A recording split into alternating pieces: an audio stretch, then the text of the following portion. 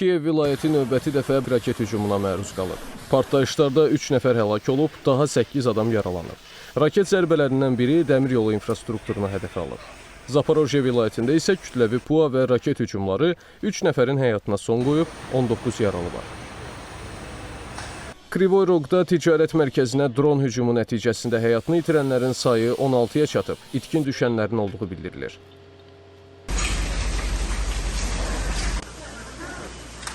Зараз в Кривому Розі рятувальна операція після удару по торговельному центру. Ölənlərin ailələrinə və yaxınlarına başsağlığı verirəm. 100-dən çox insan, o cümlədən 11 uşaq yaralanıb. Hökumət orqanları ticarət mərkəzinin daxilində ola biləcək bütün şəxslər barədə məlumatları dəqiqləşdirirlər.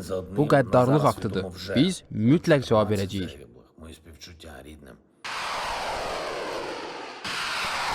Avqustun 21-dən 22-sinə keçən gecə Ukrayna dronları Rusiyanın bir neçə ərazisini, o cümlədən Samara, Krasnodar, Belqrad və Bryansk vilayətlərini hədəfə alıb. Krasnodar vilayətində hücum nəticəsində 3 nəfər həlak olub, daha 2 nəfərin yaralandığı bildirilir.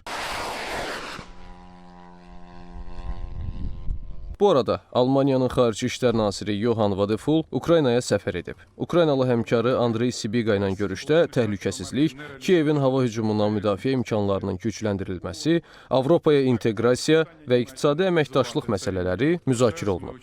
Diplomatlar birgə mətbuat konfransında sülhün əhəmiyyətinə diqqət çəkiblər. Sibiqa ədalətli sülhün əldə olunmasında ABŞ-nin rolunun zəruriliyini vurğulayıb. Amerika tərəfinin daha fəal iştirakına ehtiyacımız var. Biz belə bir iştirakı alqışlayırıq. Amerika tərəfinin nümayiş etdirdiyi liderliyi yüksək qiymətləndiririk. Axı ABŞ-nin iştirakı olmadan mövcud vəziyyətdə irəliləyişə nail olmaq və ədalətli sülhə nail olmaq real deyil. Sibiqa əlavə edib ki, Ukraynaya dəstəkdə birinci yerdə olan Almaniya təhlükəsizlik, müdafiə və gələcək yenidən qurma əməkdaşlığında aparıcı rol oynayır və bu əməkdaşlığın genişləndirilməsi planlaşdırılır.